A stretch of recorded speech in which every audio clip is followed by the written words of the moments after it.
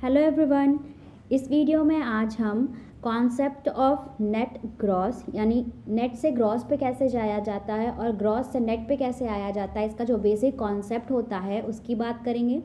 और factor cost और market price में क्या अंतर होता है, फैक्टर कॉस्ट से किसी भी नंबर को मार्केट प्राइस में किस तरह से चेंज कर सकते हैं, इसकी बात करेंगे। तो सबसे पहले हम जानते हैं कि नेट से ग्रॉस पे कैसे जाया जाता है। हालांकि ये नेशनल इनकम की सीरीज़ चल रही है तो हर बार आपको ये वर्ड मिलता होगा नेट ग्रॉस नेट ग्रॉस। तो मैं आपको ये क्लियर कर दूं सबसे पहले कि नेट से ग्रॉस पे कैसे जाया जाता है और ग्रॉस से नेट पे कैसे आया जाता है।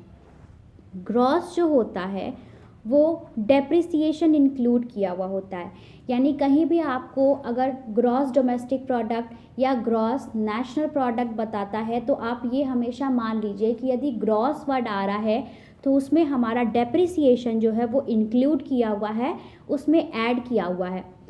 पर जब हम ग्रॉस से डेप्रिसिएशन को हटा देते हैं, डेप्रिसिएशन को जब हम निकाल देते हैं तो हम नेट पे आ जाते हैं।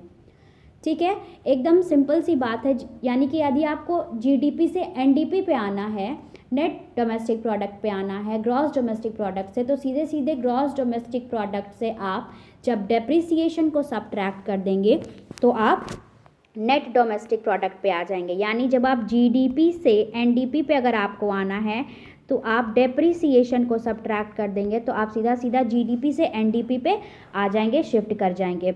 इसी तरह से यदि मान लीजिए आपके पास एनडीपी है और आपको जीडीपी चाहिए तो आप नेट डोमेस्टिक प्रोडक्ट में जब आप डेप्रिसिएशन को प्लस कर देंगे तो आपका जीडीपी मिल जाएगा आपको।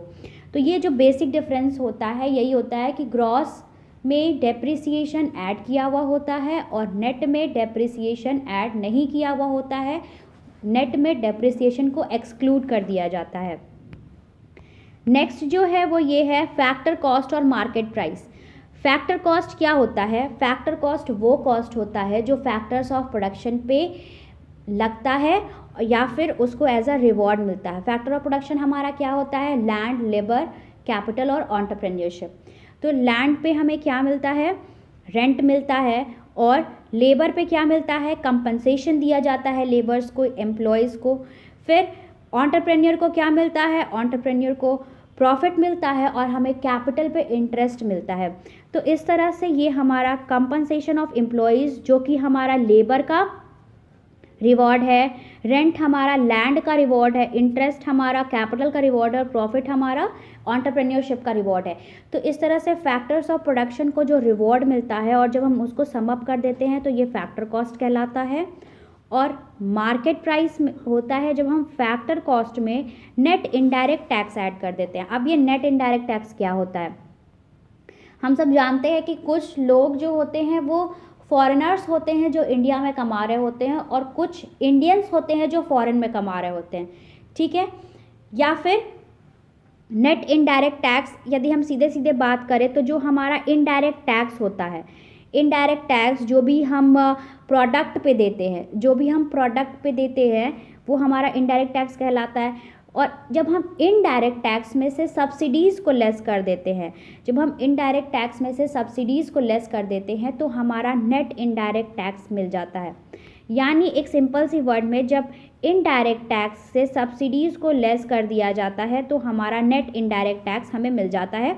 और इस तरह से जब हम फैक्टर कॉस्ट में यानी फैक्टर ऑफ प्रोडक्शन पे जो कॉस्ट लगा उसमें जब हम नेट इनडायरेक्ट टैक्स ऐड कर देते हैं यानी इनडायरेक्ट टैक्स माइनस सब्सिडीज़ तो हमारा मार्केट प्राइस निकल जाता है। तो बेसिकली मार्केट प्राइस क्या हुआ? मार्केट प्राइस वो प्राइस होती है किसी भी प्रोडक्ट की या गुड्स की जो कि उसकी रियल वैल्यू होती है मार्केट में आने पे।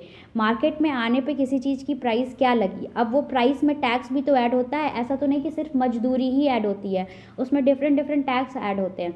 तो टैक्स जो वो ऐड होता है जब उस इनडायरेक्ट टैक्स में से हम सब्सिडीज़ को लेस कर देते हैं तो हमारा मार्केट प्राइस निकल आता है। इनडायरेक्ट टैक्स में से सब्सिडीज़ को लेस किए तो नेट इनडायरेक्ट टैक्स आ गया। और जब हम फैक्टर कॉस्ट में यानी जो हमारा फैक्टर ऑफ प्रोडक्शन का जो रिवार्ड है उनका जो सम अप है उसमें जब हम नेट इनडायरेक्ट टैक्स ऐड कर देते हैं तो हमारा क्या आ जाता है? मार्केट प्राइस आ जाता है।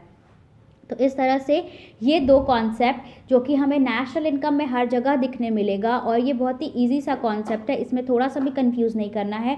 अगर आपको मेरी बात नहीं समझ में आई है तो आप इस वीडियो को फिर से रिपीट करके देखें। और अगर आपको इस वीडियो से थोड़ी-सी भी इन्फॉर्मेशन मिली है तो इस वीडियो को लाइक करिए, चैनल को सब्सक्राइब करिए। Thank you.